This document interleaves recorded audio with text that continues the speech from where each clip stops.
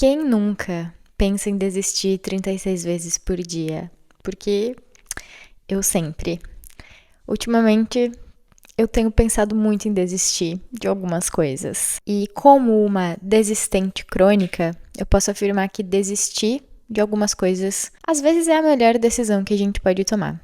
Às vezes é mesmo, juro. Desistir de uma amizade tóxica, de um relacionamento que não vai pra frente, desistir de um emprego ou de uma carreira até que não nos satisfaz emocionalmente ou financeiramente. Desistir não é de todo ruim. Mas, também como uma desistente crônica, eu aprendi que quanto mais eu desistia das coisas, por mais que eu me libertasse de alguns fardos e, de fato, me libertasse de algumas coisas que não eram legais pra mim, eu também deixava de aprender algumas lições que seriam importantes. Teriam sido importantes, melhor falando. Tem coisas que eu aprendi só muito tarde. Não que agora seja tarde, né? Eu ainda sou jovem, mas muito mais tarde, talvez, que outras pessoas da mesma faixa etária que eu, justamente porque eu desistia fácil das coisas. Foi só depois de começar a estudar o tarô que eu me toquei disso. Me dei conta de que os desafios eles são tão importantes quanto a superação deles.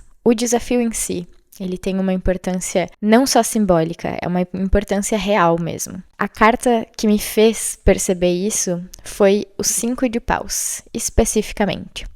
Para quem não conhece muito o tarô, as cartas de número 5, elas indicam um período de desafio, um processo que é desafiador para nós. E eu acho bem interessante que é justamente a carta número 5 que indica o desafio, porque se a gente for pensar nas cartas, né, cada deck ele vai do 1 ou do As até o 10, e depois ainda tem as cartas da corte, pajem, rainha, etc. Mas enfim, vai do 1 ao 10, e é especificamente a carta número 5, que é ali o meio, praticamente, dessa jornada, né? Que representa o desafio. Isso pra mim já foi, assim, encantador, porque eu percebi, tem vida depois do desafio. Tem o que ser feito depois do desafio. Ainda tem a carta 6, 7, 8, 9, 10 e ainda as cartas da corte. Essa foi a primeira percepção, assim, que eu tive que reestruturou um pouco dos meus pensamentos em relação às coisas que são difíceis pra mim. E aí o 5 de paus, mais especificamente, ele fala geralmente sobre um desafio social. Um desafio, por exemplo, de superar a falta de validação social para perseguir nossos sonhos. Só para citar um exemplo, claro. Para quem não me conhece e não sabe por que eu tô falando sobre tarô, oi, meu nome é Bibiana, eu sou uma escritora e cartunista, e atualmente eu tô ilustrando o meu próprio baralho de tarô. Tô fazendo um episódio sobre cada um dos arcanos e falando sobre algum tema que eu sinto que é pertinente, que tem uma correlação com o arcano da vez. Hoje, claro, a gente vai falar sobre o 5 de fogo, que em vários baralhos é o 5 de paus, e essa aqui é a minha versão do 5 de fogo. Eu decidi fazer uma festinha de aniversário em que o Luz, o protagonista do deck de fogo, tá ali meio tímido, né? Ele não sabe muito bem como agir. É aquele momento em que as pessoas cantam parabéns e a gente não sabe muito bem como ficar, sabe? Não sabe se canta junto, se fica em silêncio, se dá risada. E se você perceber ali os outros personagens, tem o coelhinho, que é o Joca, que tá soprando as velas do Luz, que são dele. Tem uma garota meio entediada ali, tem outros amigos interessados. E ele tá ali meio inerte, meio justamente paralisado pelo desafio de ser o centro das atenções. Eu quis desenhar o Joquinha soprando as velas para lembrar as pessoas que toparem com o meu baralho que às vezes a nossa inércia abre oportunidade para outra pessoa tomar o nosso lugar. Não sei se isso é ruim, acho que depende muito do contexto, mas é bom lembrar, eu acho. Eu sei que só falar que os desafios não existem pra nos paralisar não faz nada efetivo pra que a gente queira enfrentar esses desafios, né? Mas eu acredito mesmo que o primeiro passo pra gente mudar nossas atitudes é mudar a nossa percepção sobre as coisas. Então, mais do que dizer que desafios não existem pra te paralisar, eu também quero dizer que desafios existem pra potencializar as tuas ações, pra testar mesmo o teu potencial. Eu não sei se você se identifica com isso, mas às vezes eu sinto que eu tenho muito potencial, sabe? Nossa, eu tenho potencial pra fazer tal coisa.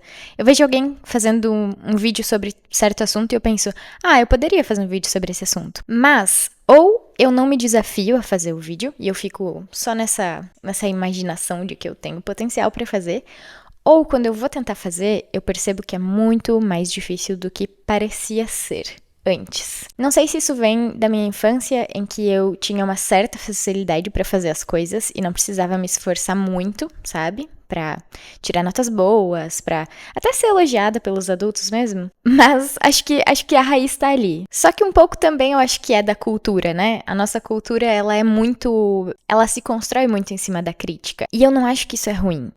Por exemplo, é muito mais fácil fazer um conteúdo falando sobre algo que alguém já fez. Prova disso é que existem muitos canais de reaction por aí, né? É muito mais fácil você reagir a algo que já existe, fazer teus comentários sobre isso, do que efetivamente você criar esse algo do zero. Por exemplo, assistir um filme e criticar o filme.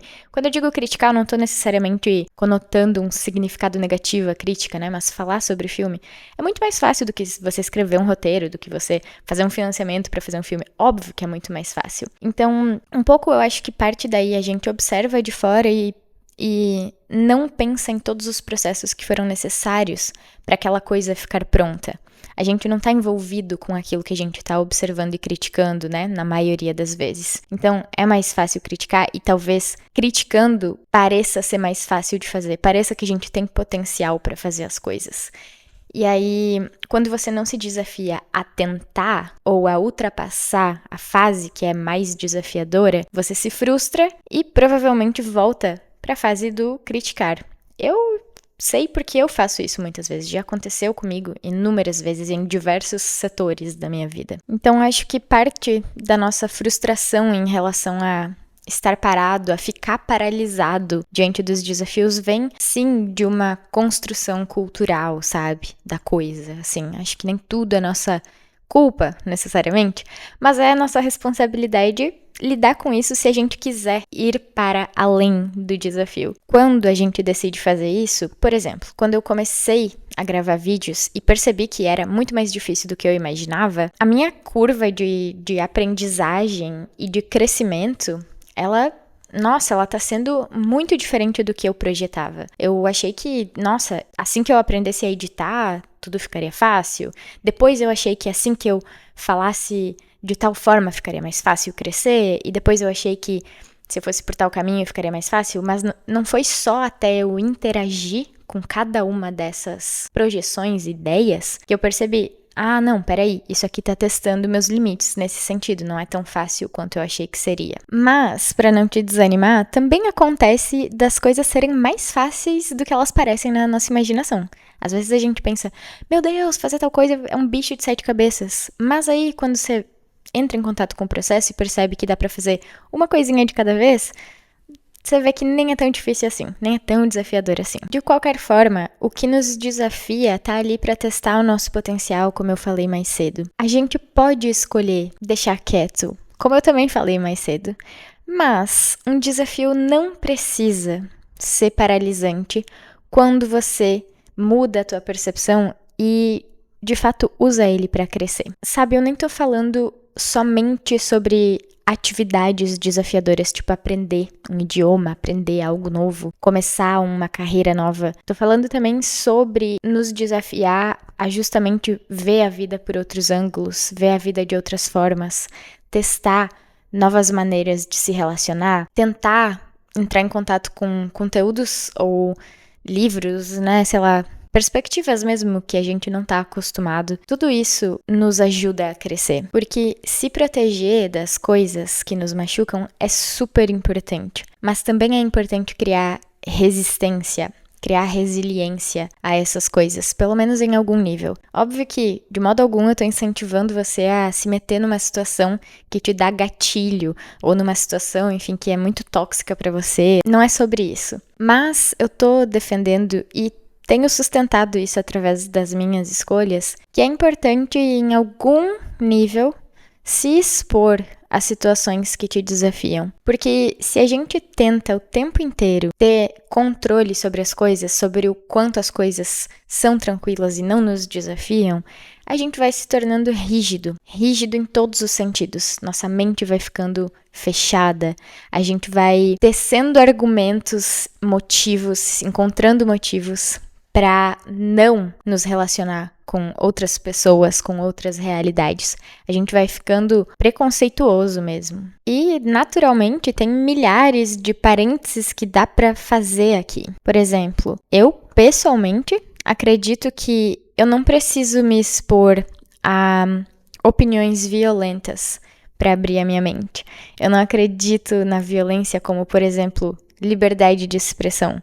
Eu acho que tem limite para essas coisas também. Eu não acho que eu precise expor partes íntimas da minha vida ou opiniões sobre certos assuntos que me são muito pessoais para saber, aprender a lidar com o backlash que surge disso, né, dentro da internet. Eu não acho que isso seja necessário, porque eu sei até onde eu tô disposta a ir para enfrentar meus desconfortos e meus desafios. Esse saber até onde eu tô disposta a ir pode mudar com o tempo, eu imagino que mude. Esses limites que hoje eu identifico sobre mim, eles são resultado de muito trabalho de autoconhecimento, incluindo acompanhamento psicológico, incluindo leitura, incluindo também usar o próprio tarô como uma ferramenta para autoconhecimento, a astrologia, que são ferramentas que eu curto e eu sei que elas não conversam com todo mundo, mas eu não acredito que exista um roteiro específico que você possa seguir para chegar num momento que você vai dizer: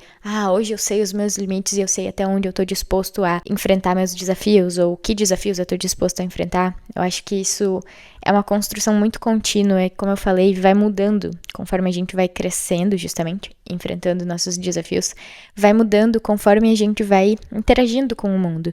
E, às vezes, percebendo que a gente é mais forte ou até mais frágil do que a gente imaginava, justamente. É aquela coisa, a gente acha que a vida tem uma linha de chegada para as coisas. O capitalismo mesmo incutiu essa ideia em nós.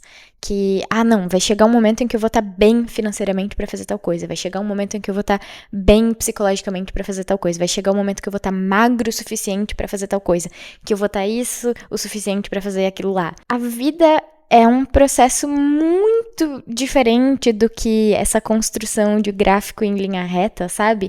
Ela é um processo natural, literalmente. Ela é intuitiva, ela é cíclica. A gente precisa muito se lembrar disso. Lembrar que a nossa vida não tem uma linha de chegada. Sempre que você alcançar uma linha de chegada imaginária, vai ter outra que você vai querer. E por isso, sempre digo, a gente precisa viver os processos e não viver pela meta.